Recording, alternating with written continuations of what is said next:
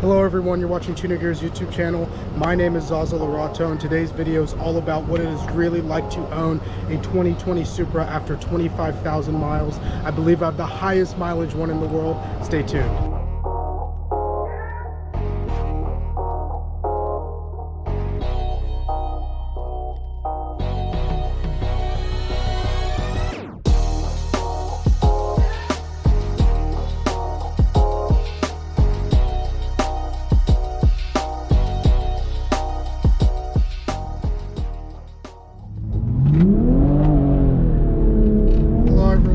Tuning in.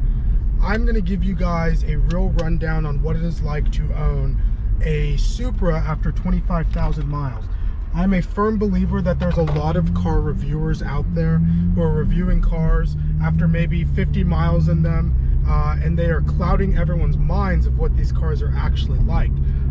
This is one of the only cars that I've owned in which I can have anyone get behind the wheel or in the passenger seat, and they have a completely different perception of what they thought before or what media made it seem like. I think owning a car like this is very special. I know more and more of them are starting to sell now because of the incentives that they're offering and 0% APR and stuff like that. But I know when the car very first came out, it was a very, very special car to own, especially for the price point. There isn't very many cars that are going to go down in history as being special for under 50 grand. As far as what is it like to drive on a daily basis, it's really fun. You get tons of looks, you get tons of stares. It's fast enough. One of the reasons I personally haven't modified mine yet is only because when I bought it, the Toyota dealership or from the manufacturer, they give you a free year of track days. You get to go as many times as you'd like, as many times as they have availabilities and openings. You can go on a track with a professional race car driver, and Toyota will bring another Supra, which is really cool. They bring another Supra, they teach you how to drive that Supra on a track. You get to ride along, and then you get in your Supra and you drive around the track at that point. Any modifications done to your car, that means you lose all of those goodies. It's really expensive to get on a track nowadays anyway, so it was too good to modify the car and get rid of it. I'm perfectly okay with as fast as the Supra is. It's anywhere, I know many of you guys already know the statistics, but 3.8 seconds to 4.1 seconds is kind of where it sits. It seems closer to 3.8 if you ask me. The car is really cool when it accelerates. It does this thing, it'll short shift first gear, which is super cool. It makes a really cool fart noise on the exhaust. It's awesome.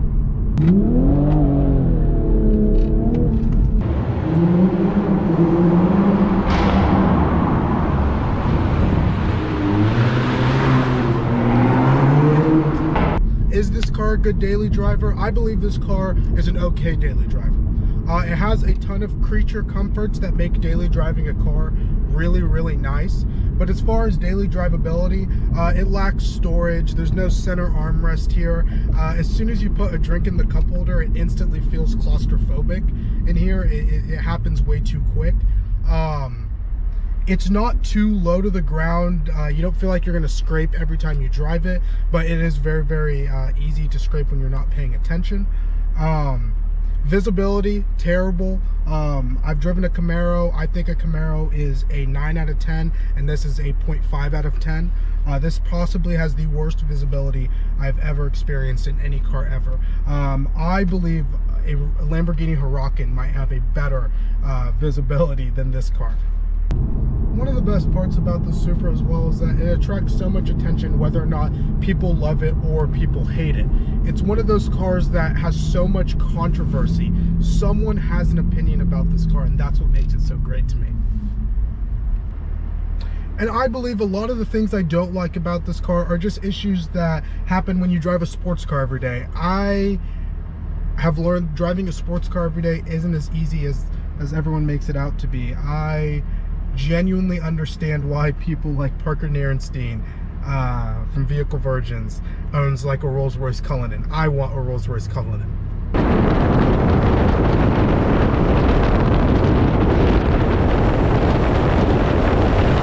car is relatively, in my opinion, cheap to own. Gas, it gets about 26, 27 miles to the gallon, which is extremely impressive, considering how I drive as well.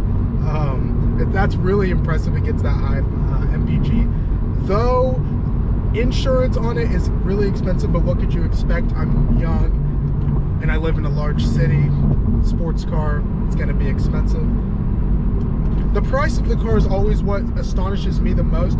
I'm always so curious how they brought the price down so low. It being priced under 50 grand, in my opinion, is very mind-boggling. I think a lot of car enthusiasts nowadays get really caught up with the numbers as well. I think this car was designed and built to be fun to drive. It wasn't supposed to, you know, get people going about the numbers. 335 horsepower and 365 pound-feet of torque. Excuse me. Doesn't sound like a lot, but I do think that because this car is so light, it's able to put a lot of that power down, and it makes it seem a lot faster than it actually is. But don't get me wrong, it's not slow.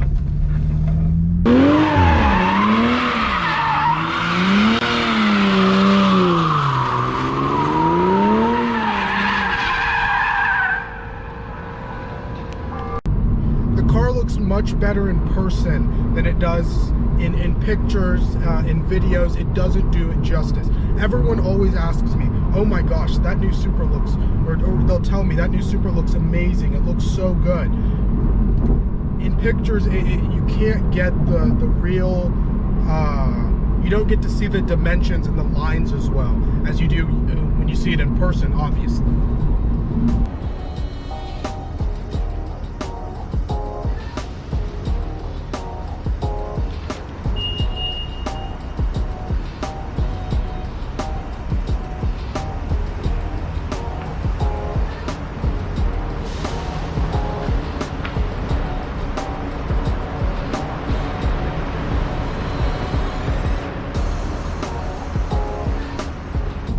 This car is very novice driver friendly. I cannot think of very many cars that you can get behind and just mash the throttle and have complete confidence the entire time. It's extremely confidence inspiring. Not only in a straight line though. I think it's even more confidence inspiring in the corners. They slowed down the steering ratio so that the car wouldn't fidget as much and it produces much less oversteer. The steering doesn't provide much feel, like many new cars nowadays, but it is weighted well, not too heavy, not too light.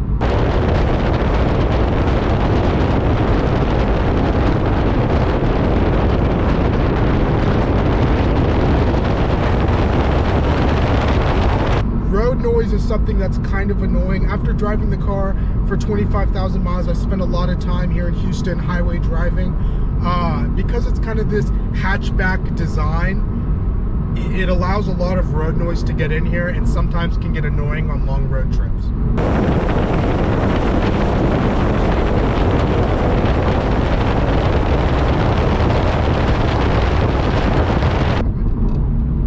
The Supra isn't a car that you drive once every few months. This is a car they want you to drive it often, if not every day.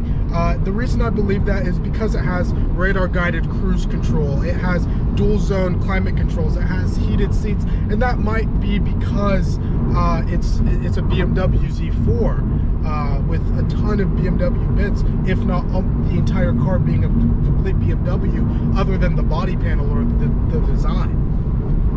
Could Toyota have done this car better if it was just designed, engineered, and manufactured by Toyota?